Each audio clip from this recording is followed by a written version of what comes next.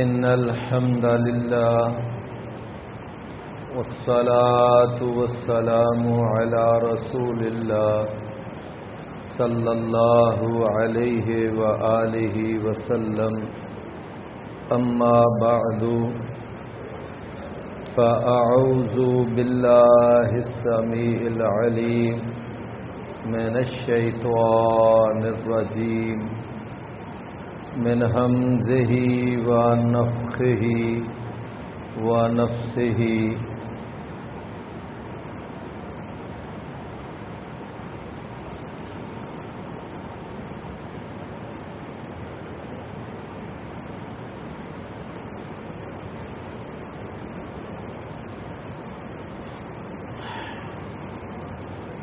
پیارے بھائیوں،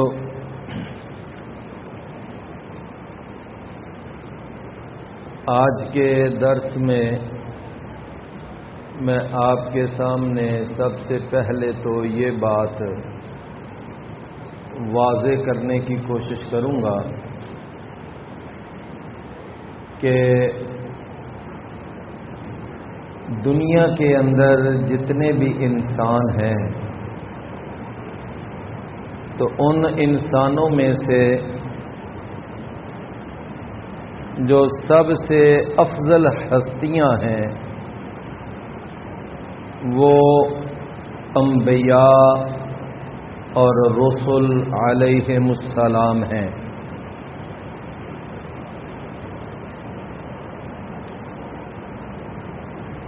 انبیاء اور رسل علیہم السلام سے زیادہ افضل انسان اس کائنات میں نہیں ہے۔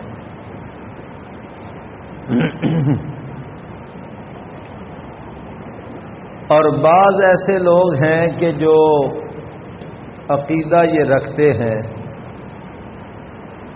کہ ہمارے جو 12 امام ہیں جن کو وہ اپنا امام سمجھتے ہیں، تو ان کا عقیدہ یہ ہے کہ ہمارے 12 امام جو ہیں وہ انبیاء سے اور رسل علیہم السلام سے بھی افضل ہے، حالانکہ یہ عقیدہ بالکل قرآن اور حدیث کے خلاف ہے۔ اللہ تعالیٰ نے اپنے انسانوں میں سے سب سے جو افضل ہستیاں بنائی ہیں وہ انبیاء اور رسل علیہم السلام ہیں۔ 1,24,000 کے لگ بھگ انبیاء اللہ نے دنیا میں مبعوث کیے ہیں، اور ان میں سے تقریباً 224 کے قریب وہ رسول ہیں۔ رسول کا درجہ اور مقام وہ نبی کے درجے اور مقام سے زیادہ ہوتا ہے، یعنی نبی کا درجہ رسول کے درجے سے کم ہے۔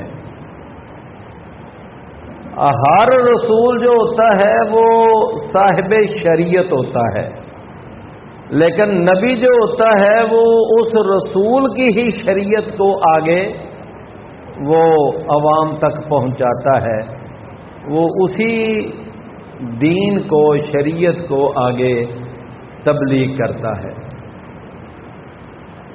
تو جو انبیاء ہیں ان کا درجہ کم ہے، رسولوں کا درجہ زیادہ ہے، اور یہ عقیدے کی بات ہے۔ ایک کتاب ہے شرح عقیدہ طحاویہ، اس کے اندر یہ بات ساری لکھی ہوئی ہے کہ اس بات کا عقیدہ تمام مسلمانوں کا ہونا چاہیے کہ انبیاء کا درجہ رسولوں سے کم ہے۔ رسولوں میں یعنی آگے پھر آ کر تقریباً 5 رسول جو ہیں وہ پھر باقی رسولوں سے زیادہ افضل ہیں۔ 5 رسول جن کو اولو العزم پیغمبر کہا گیا ہے، اور ان 5 رسولوں میں سے پھر آگے 2 رسولوں کا درجہ سب سے زیادہ ہے۔ ایک جناب ابراہیم، وہ جو 5 ہیں وہ کون ہیں؟ ایک جناب ابراہیم علیہ السلام، جناب نوح علیہ السلام، اور جناب موسیٰ علیہ السلام، عیسیٰ علیہ السلام، اور محمد کریم صلی اللہ علیہ وسلم۔ یعنی ان 5 کا جو مقام ہے اور جو درجہ ہے وہ باقی رسولوں کا نہیں ہے۔ پھر ان 5 میں سے 2 سب سے زیادہ افضل ہیں جن کو اللہ نے اپنا خلیل بنایا ہے۔ ایک ان میں سے ابراہیم خلیل اللہ اور ایک محمد کریم صلی اللہ علیہ وسلم۔ ابراہیم علیہ السلام کے بارے میں تو قرآن میں واضح آیت آتی ہے وَاتَّخَذَ اللَّهُ إِبْرَاهِيمَ خَلِيلًا، کہ ابراہیم علیہ السلام کو اللہ نے خلیل بنایا۔ اور محمد کریم صلی اللہ علیہ وسلم نے اپنے بارے میں خود وضاحت فرمایا کہ اگر اللہ نے مجھے خلیل نہ بنایا ہوتا تو میں ابو بکر رضی اللہ عنہ کو اپنا خلیل پکڑتا۔ یعنی مجھے ابو بکر سے اتنا پیار ہے، اتنی محبت ہے کہ میں ان کو اپنا خلیل پکڑنا چاہتا تھا، لیکن چونکہ اللہ نے مجھے اپنا خلیل پکڑا ہوا ہے لہذا میں اب صرف اللہ کا ہی خلیل ہوں۔ یہ رسول اللہ صلی اللہ علیہ وسلم نے فرمایا۔ ان 2 خلیلوں میں سے جن کا تذکرہ ہم اپنے درود میں بھی کرتے ہیں، اللہم صلی علی محمد وعلی آل محمد کما صلیت علی ابراہیم وعلی آل ابراہیم انک حمید، پھر آگے دوسرا جملہ ہے۔ تو یہ جو 2 انبیاء ہیں ان کا درجہ تمام انبیاء سے بڑھ کر ہے۔ پھر ان 2 میں سے جو سب سے زیادہ مقام اور مرتبہ ہے وہ محمد کریم صلی اللہ علیہ وسلم کا ہے۔ اور نبی صلی اللہ علیہ وسلم نے خود اپنے بارے میں فرمایا، آپ نے فرمایا انا سید ولد آدم یوم القیامہ، قیامت کا دن ہوگا میں ساری اولاد آدم کا سردار ہوں گا، حمد کا جھنڈا میرے ہاتھ میں ہوگا، مقام محمود پر مجھے فائز کیا جائے گا، اور میں حوض کوثر پر کھڑا ہوں گا اور ساری اپنی امت کو پانی پلا رہا ہوں گا، جنت کا دروازہ میرے کھڑکانے سے جا کر کھولا جائے گا۔ گویا کہ رسول اللہ صلی اللہ علیہ وسلم کو اللہ نے جو مقام عطا فرمایا وہ باقی انبیاء کا مقام، بلکہ ایک وقت ایسا آیا تھا کہ جب رسول اللہ صلی اللہ علیہ وسلم کو باقی سارے انبیاء کی موجودگی میں، یعنی بیت المقدس میں سارے انبیاء اور رسول اور نبی صلی اللہ علیہ وسلم وہاں حاضر یعنی جمع ہوئے، تو اس وقت جب نماز کا وقت آیا اور نماز کی امامت کی بات آئی تو جناب جبرائیل علیہ السلام اب وہاں پر آئے اور نبی صلی اللہ علیہ وسلم کو پکڑا کندھے سے اور آگے مصلی پہ کھڑا کر دیا، اور یہ لوگوں کو ایک اشارہ دے دیا کہ دیکھ لو جہاں سارے جمع ہیں وہاں محمد الرسول اللہ صلی اللہ علیہ وسلم نے ہی جماعت کرائی۔ کیوں بھی بات سمجھ آئی نا؟ تو میں عرض یہ کر رہا تھا کہ یہ ہے ایک عقیدے کی بات کہ ایک تو یہ عقیدہ غلط ہے کہ جی 12 امام وہ ساری کائنات سے افضل ہیں، یہ عقیدہ غلط ہے۔ انسانوں میں سے سب سے افضل کون ہے؟ رسول، اور رسولوں میں پھر آگے سب سے افضل 5 رسول، اور 5 میں سے پھر 2، اور 2 میں سے پھر 1 محمد کریم۔ یہ ہے عقیدے کی بات۔ اچھا، دوسری بات یہ ہے کہ امام طحاوی رحمت اللہ علیہ نے اپنی کتاب عقیدہ طحاویہ میں یہ بھی بات لکھی ہے کہ جس طرح انبیاء کے اندر یہ درجہ بندی ہے مرتبوں میں، تو اسی طرح صحابہ کرام کے اندر بھی درجہ بندی ہے۔ صحابہ کرام میں سے یعنی پہلے نمبر پر تو یہ دیکھیں کہ اس امت کے جتنے بھی طبقے کیے جا سکتے ہیں ان تمام طبقات میں سب سے بہترین طبقہ وہ صحابہ کرام کا ہے۔ سب سے پہلی بات تو یہ ہے. اور قرآن مجید میں اللہ نے فرمایا فَإِنْ آمَنُوا بِمِثْلِ مَا آمَنْتُمْ بِهِ فَقَدْ اهْتَدَوْا. اگر وہ اس طرح کا ایمان لائیں گے جس طرح کا ایمان یہ صحابہ لائے ہیں تو پھر یہ ایمان والے ہیں. تو گویا صحابہ کرام کو اللہ تعالیٰ نے معیار اور کسوٹی بنا دیا پوری کائنات کے لیے. تو ایک بات تو یہ سمجھ آئی کہ جناب صحابہ کرام جو ہیں وہ اس امت کے تمام طبقوں میں سے اعلیٰ ہیں اس امت کے. اچھا، اور اس کے بعد پھر آگے قرآن میں بھی اس کی گواہی موجود ہے. فرمایا کہ یہ جو صحابہ کرام ہیں السابقون الاولون من المہاجرین والانصار، فرمایا کہ وہ جو انصار اور مہاجرین ہیں نا، وہ جو بہت زیادہ آگے نکل جانے والے نیکیوں میں، قربانیوں میں، اطاعت میں، فرما برداری میں، جن کو یعنی کوئی پا ہی نہیں سکا، تو وہ صحابہ کرام سب سے. اور اس کے بعد پھر آگے اللہ نے یہ بھی فرمایا کنتم خیر امت اخرجت للناس تأمرون. تو سب سے پہلی بات یہ ہے کہ اس امت میں سے سب سے افضل طبقہ کون سا ہے؟ صحابہ کرام. پھر ان کے بعد تابعین، پھر ان کے بعد تبع تابعین، پھر آگے جتنے بھی آپ درجے کرتے چلے جائیں یہ آپ کی اپنی ثواب دید ہے. اسلام کے اندر یہ 3 طبقوں کی فضیلت ہے. آپ نے فرمایا خیر القرون قرنی ثم الذین یلونہم ثم الذین یلونہم. سب سے بہترین جو زمانہ ہے وہ میرا زمانہ ہے، اور اس کے بعد آگے ان کا زمانہ ہے جنہوں نے میرے زمانے والے افراد کو پایا یعنی تابعین. اور تیسرے نمبر پر آپ نے فرمایا ثم الذین یلونہم، پھر ان کا زمانہ بہترین زمانہ ہے جنہوں نے ان لوگوں کو پایا کہ جنہوں نے میرے صحابہ کے زمانے کو پا لیا. تو رسول اللہ صلی اللہ علیہ وسلم نے ان 3 زمانوں کو بہترین زمانے کہا ہے. باقی آگے پھر آگے جتنے بھی چلتے چلے جائیں، لیکن یہ 3 زمانے سب سے بہترین زمانے. پھر نبی صلی اللہ علیہ وسلم کے صحابہ میں پھر آگے 2 کیٹیگریاں ہیں. ایک کیٹیگری وہ ہے کہ جنہوں نے فتح مکہ سے پہلے اسلام قبول کیا، وہ سب سے وہ افضل ہے. ان سے افضل ہیں جنہوں نے فتح مکہ کے بعد اسلام قبول کیا. اب دیکھیں نا کہ وہ پہلا دور تو قربانیوں کا دور تھا. پہلا دور تو واقعتاً ایک بڑا مشکل دور تھا. جب مکہ فتح ہو گیا لوگ دڑا دڑ اسلام میں آ رہے ہیں. اب تو سارے راستے کھل گئے، اب تو وہ مشقتیں رہی نہ.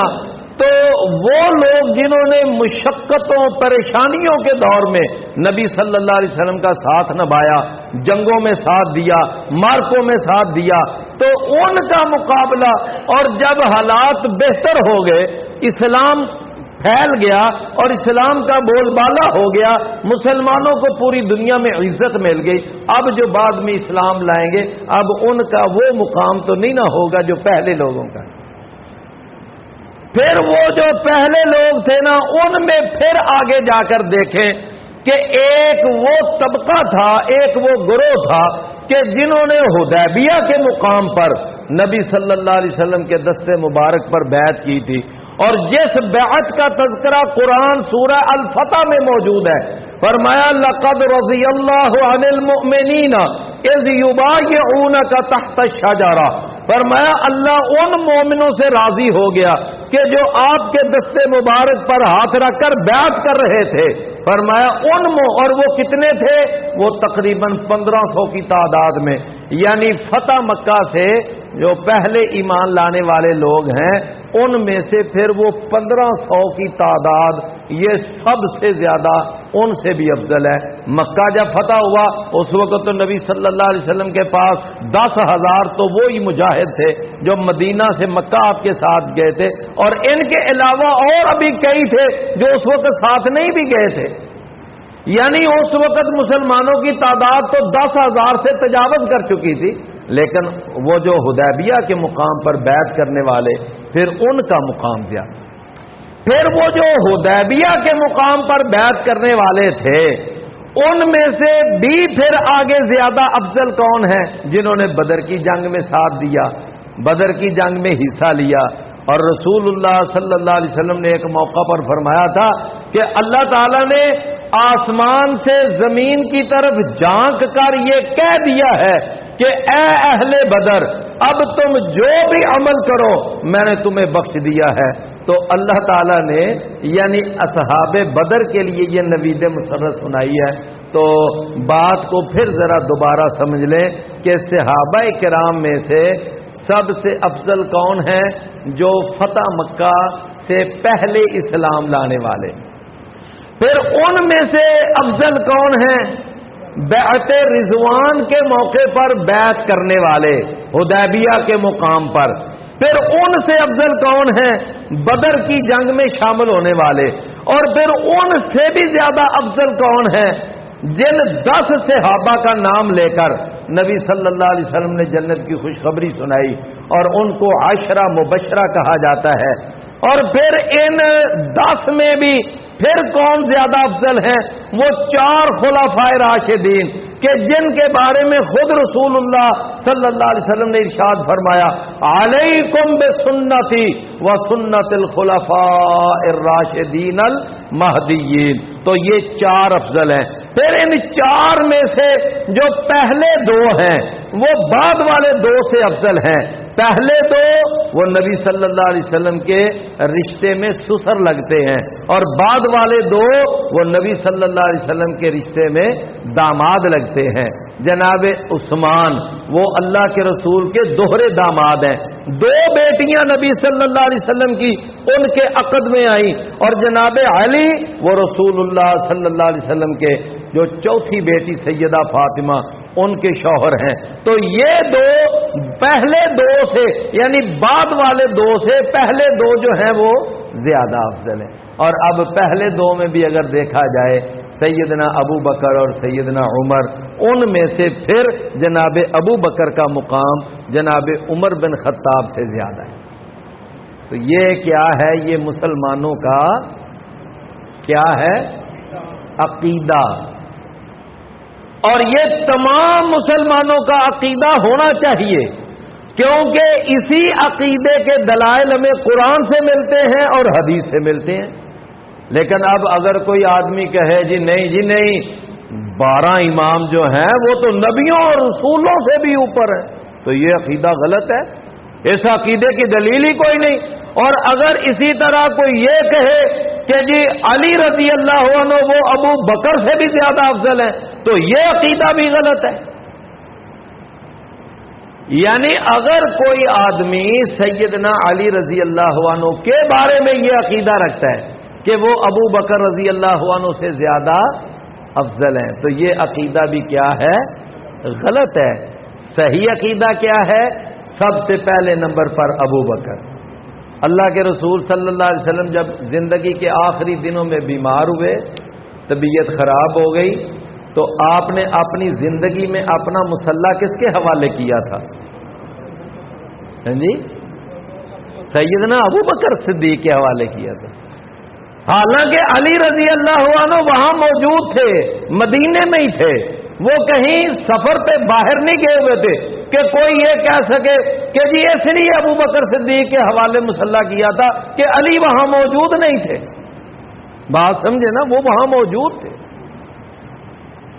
لہذا یہی بات ہے جب رسول اللہ صلی اللہ علیہ وسلم وفات پا گئے تو آپ کی وفات کے بعد پھر صحابہ کرام نے سیدنا ابو بکر کو ہی سقیفہ بنی ساعدہ کے مقام پر فرمایا کہ آپ ہاتھ آگے کریں اور ان کی بیعت کی کہ آپ کے ہی حوالے اللہ کے رسول نے ہماری نماز کا مصلح کیا تھا اور آپ کی یعنی امامت آپ کے سپرد کی تھی.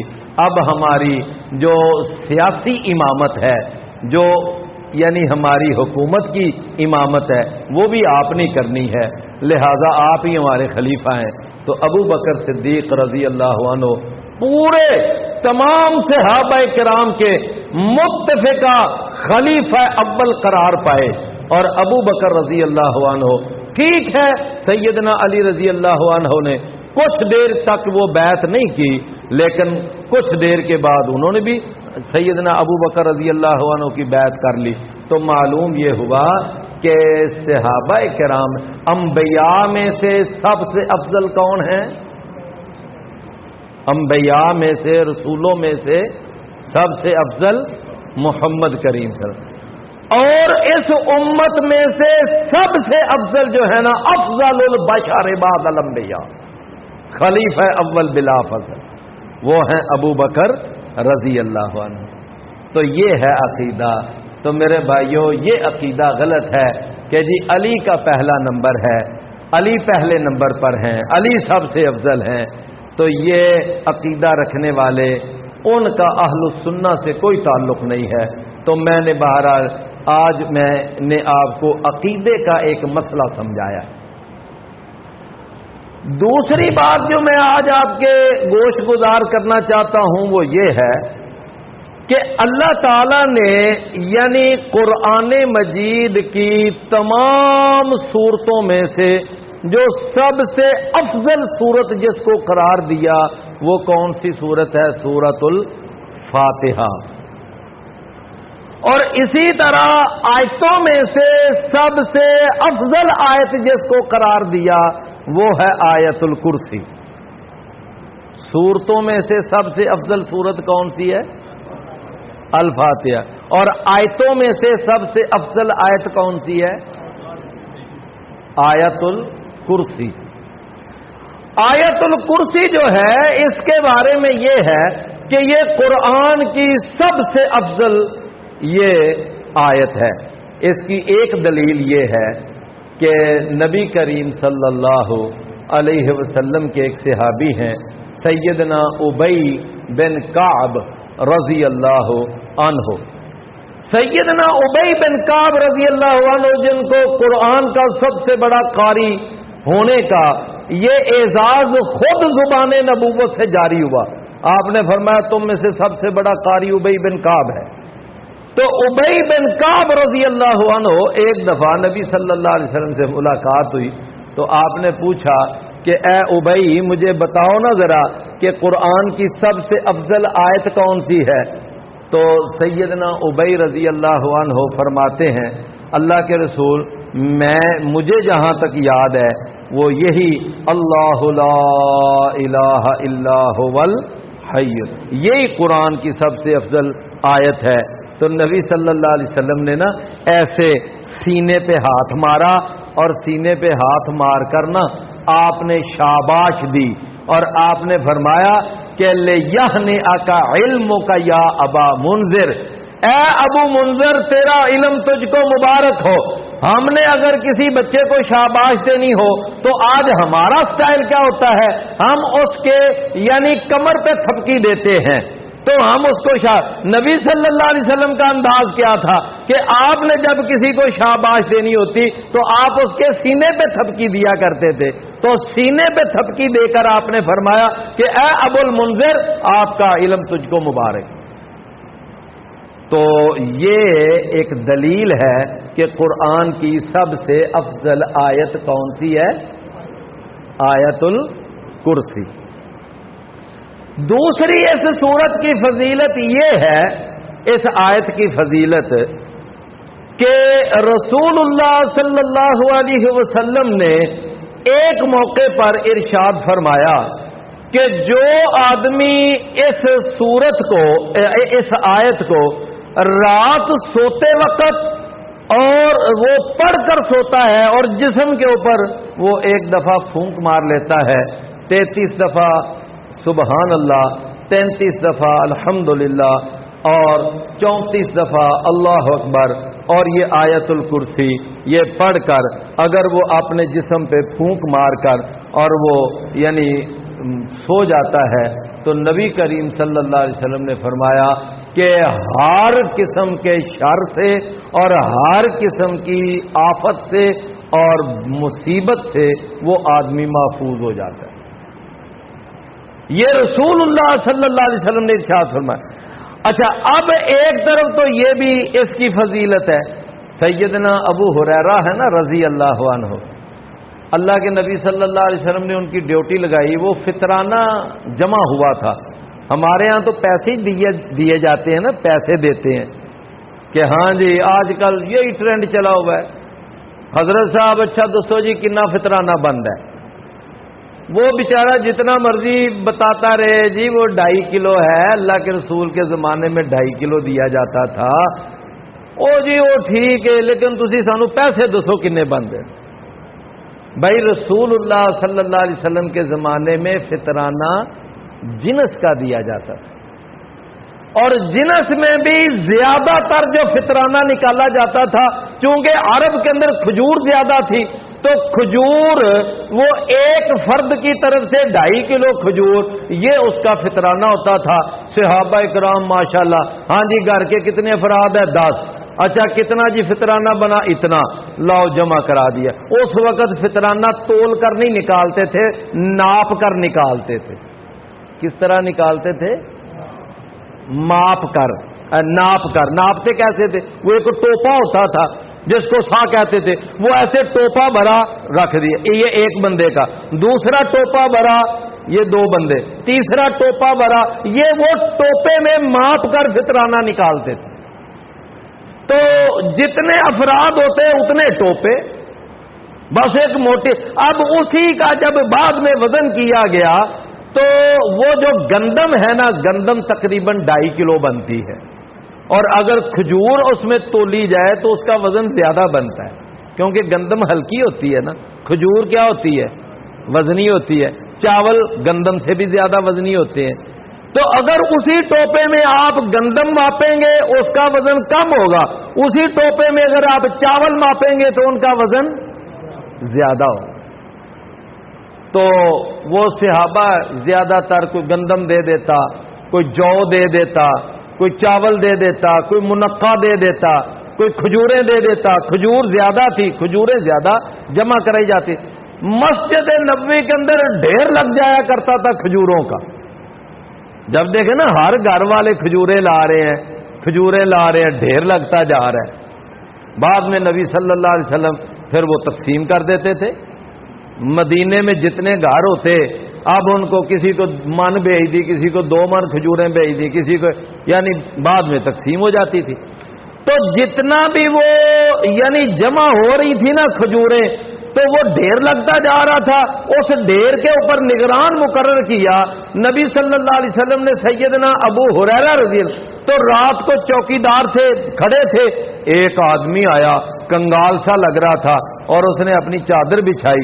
چادر بچھانے کے بعد وہ ڈالنے لگ گیا کھجوریں۔ تو جب اٹھانے جانے لگا، سیدنا ابو بکر نے جا کر، سیدنا ابو ہریرہ جا کر اوپر سے پکڑ لیا، یہ کیا کر رہا ہے؟ یہ تو مسلمانوں کا یعنی بیت المال ہے، اجتماعی مال ہے، اور تو یہ چرا کر، او میرے بچے ہیں، میں بڑا غریب ہوں، بڑا کمزور ہوں، تیری مہربانی ہے، مجھے جانے دے۔ لہذا سیدنا ابو ہریرہ ان کو ترس آ گیا، انہوں نے جانے دی۔ اگلے دن نا وہ صبح ہونے سے پہلے اللہ تعالیٰ نے نبی صلی اللہ علیہ وسلم کو بتا دیا کہ آج رات ابو ہریرہ کے پاس ایک چور آیا تھا اور وہ کھجوریں چرا کر لے کے جانے لگا، اور ابو ہریرہ نے پکڑ بھی لیا لیکن چھوڑ دیا اس کی منتوں کی وجہ سے۔ صبح اللہ کے رسول نے پوچھا، ہاں ابو ہریرہ وہ تیرے چور کا کیا بنا؟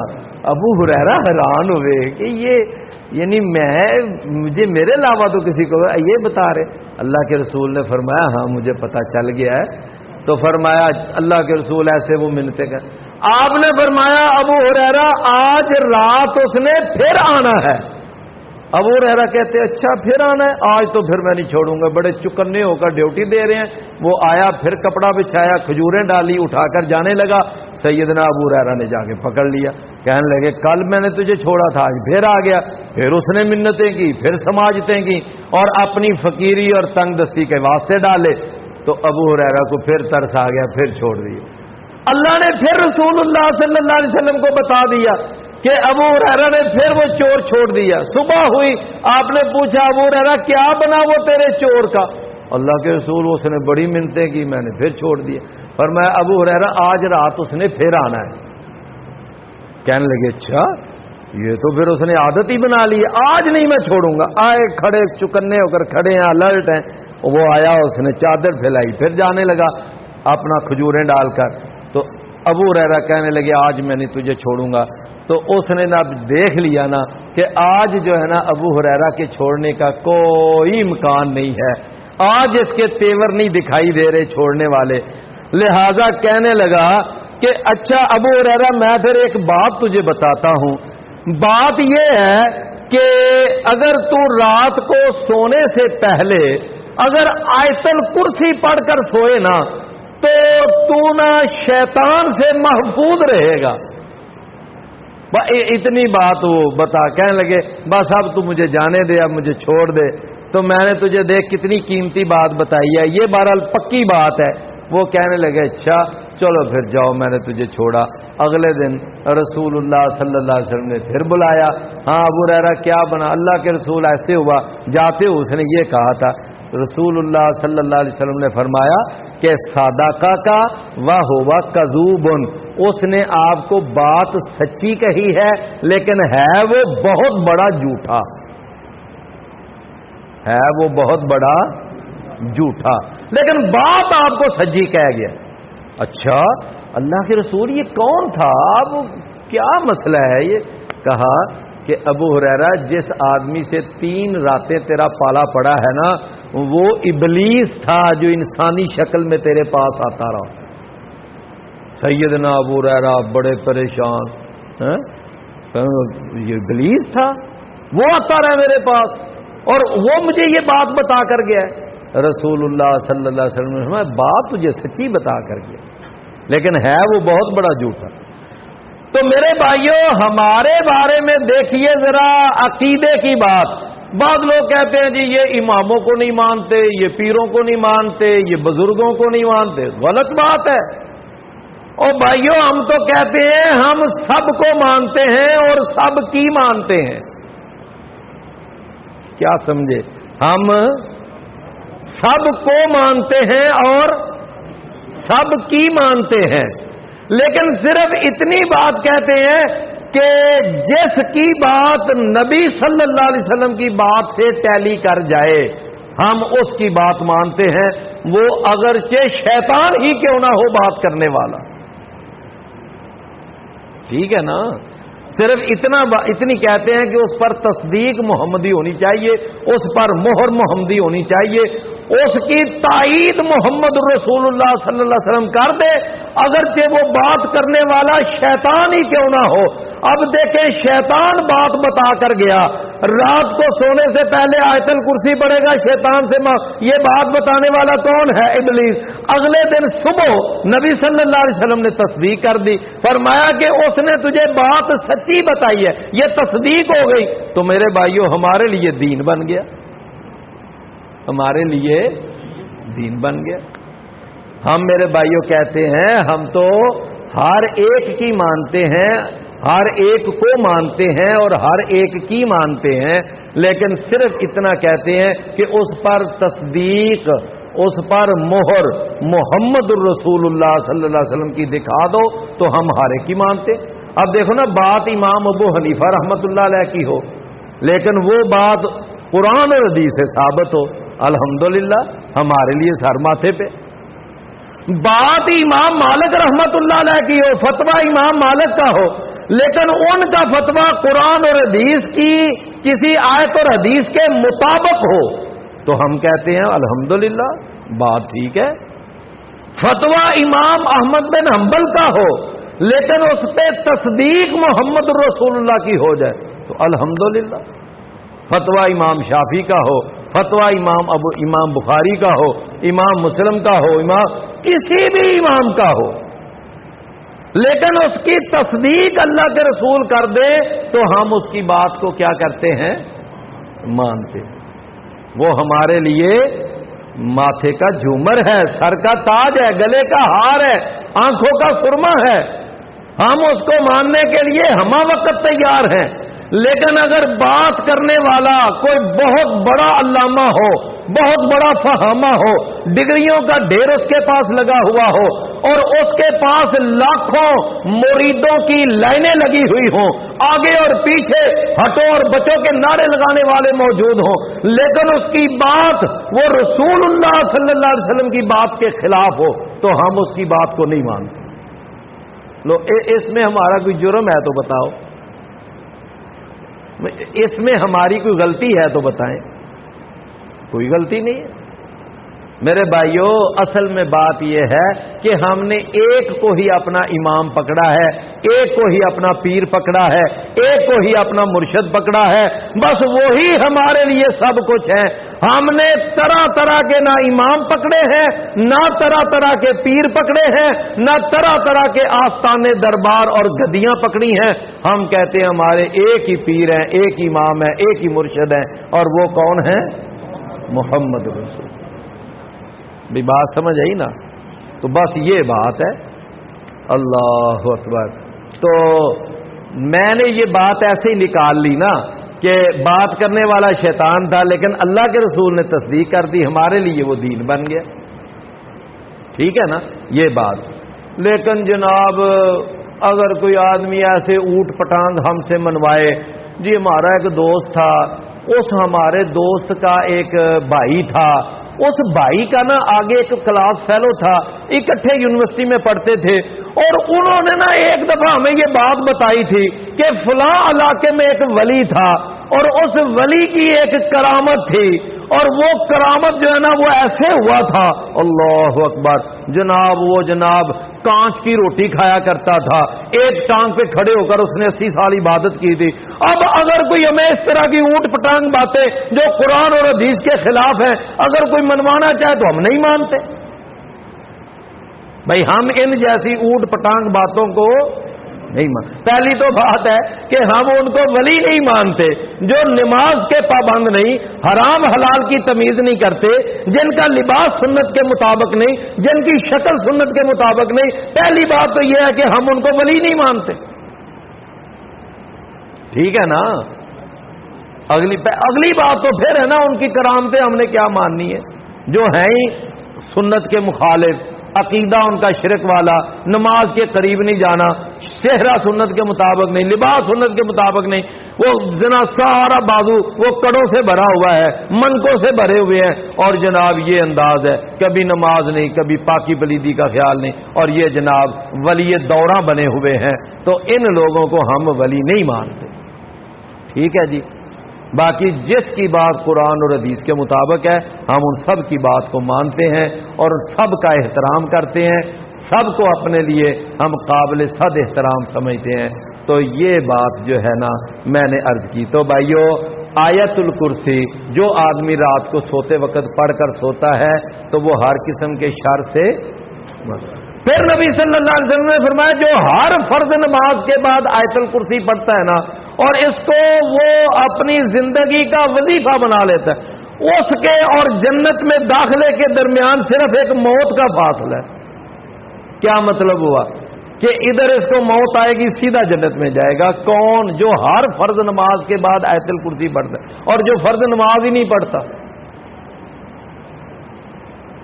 کیا میری بات سمجھے؟ جو فرض نماز ہی نہیں پڑھتا وہ آیت الکرسی خاک پڑے گا؟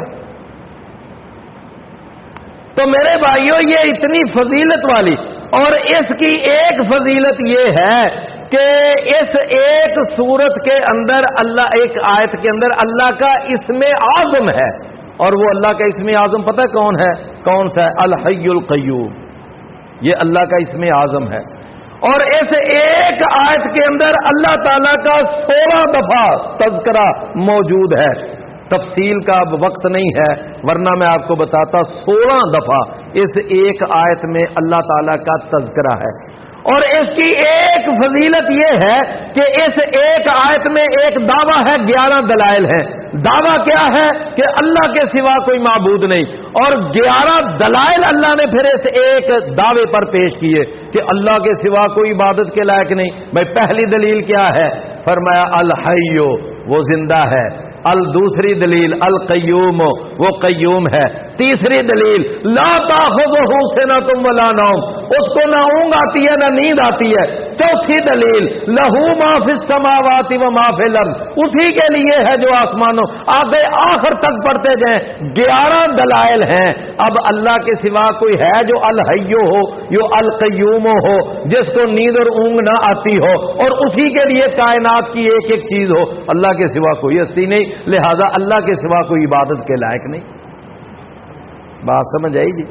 تو میرے بھائیوں، یہ میں نے آج 2 باتیں آپ کے سامنے عرض کی ہیں۔